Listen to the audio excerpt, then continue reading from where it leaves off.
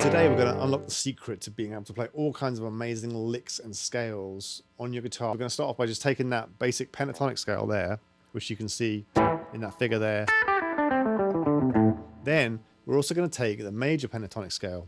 Now the major pentatonic scale basically outlines just a major chord. It looks like this. So that's the little pattern for a major pentatonic scale. You can see that fits perfectly right over that major chord there.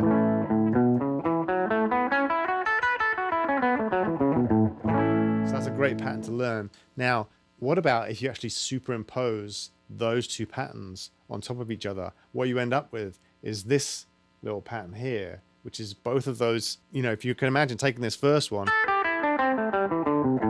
and then in your mind's eye take that second one, like hold all those notes in place in your mind, and at the same time superimpose this one on top of it. It's kind of a little tricky to do, but if you're really familiar with those patterns, you can start to see, okay, here's the minor, and then you can easily just move into the major, and back and forth. And that's a lot of what blues playing is where you're basically, you know, like players like Clapton, they'll be moving between the major and the minor. And an easy way to do that is just use the 3 frets trick, right? Where you just go down 3 frets and that takes you to the major. Go down 3 frets. So you take that same scale, go down 3 frets, and it becomes the relative major. It becomes the major pentatonic scale. So that's cool. You know, like Clapton would do that a lot. He'd bounce back and forth between the major and the minor. But imagine if you can actually take all that and put it into one scale where it's all right there under your fingertips. So if you put those two together, you can actually create your own hybrid scale, which is like this, right? That's the two scales mixed together, right? It's on the tab there. But what is probably a better way of looking at it is kind of understanding what the intervals are in there. So start off with the minor pentatonic, because it's right here under your fingertips. And you know that one really well, right? So what we're going to do is we're going to add in some of the intervals from the major pentatonic scale to it, so you understand kind of what's going on. So the first thing is, so keep that minor in your mind's eye.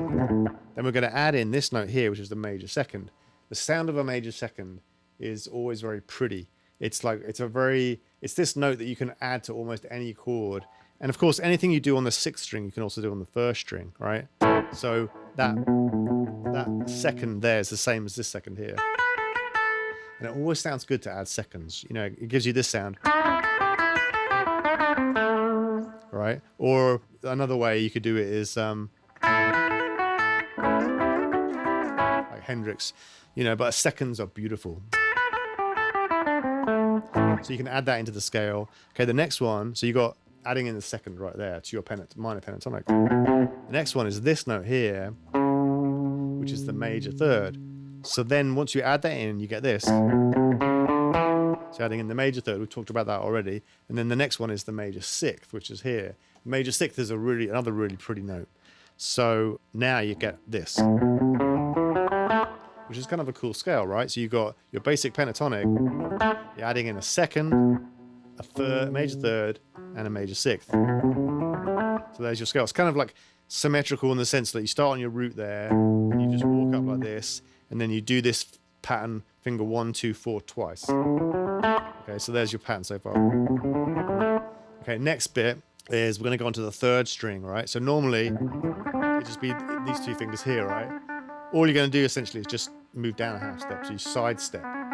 So you go down there and you add in these 2 notes. You're going to add in a second again, so we're just repeating ourselves. That pretty note, and then there's your 3rd, so we're adding in the 3rd again, right? So we've basically just gone up an octave.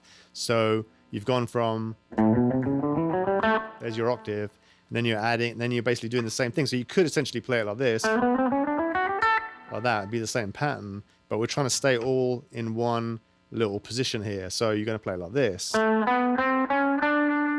that. So it's all right there on this chromatic run here, which is really cool. Having those little chromatic runs is very useful in music, you know. So it's interesting that you can basically go up that pentatonic scale, and when you get to this G string, it's chromatic right there. You can even add in the flat 5th as well, the blue note. So that's even a good trick, just to understand that when you're playing blues, you can just use your pentatonic scale Then when it comes to this little run here on the G string, any of those notes you can use, but you need to understand the weight of those notes, because if you just go up and down chromatically like that, it sounds chromatic, right? But if you understand the weight of each note, then, you know, here's the root, right? So here's your second, which is pretty.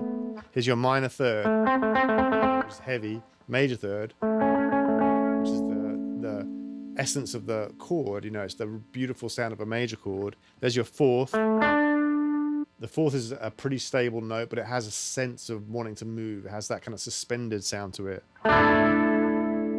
Bit out of tune there.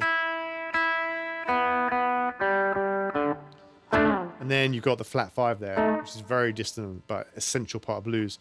So if you understand the weight of each one of those notes, you can take your regular pentatonic licks, add in the major third there, or add in the flat five, or add in that pretty, like Dave Gilmour does that second right there. Okay, so far you've got this. So you've got this little walk up here, you do this pattern twice, then you do your chromatic run. If you want to get fancy, add in the flat five too. Okay, and then the last part, the last two strings, again are going to be kind of symmetrical, but it's this little shape twice. So basically you're adding in a major sixth, and then a second again right here, like we've already talked about. So there's the whole scale right there. So you got your root, major second, minor third, major third, fourth, fifth, major sixth, flat seven. Then you got your root, and it just repeats. Root, second, minor third, major third, fourth, fifth, major sixth, flat seven, and then root, and so on. So it keeps going up. So there's a beautiful hybrid scale.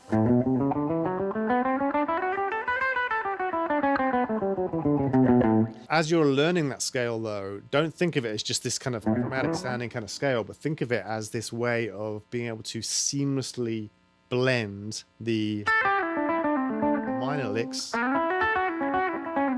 the major licks, right? So, you know, you can play licks like,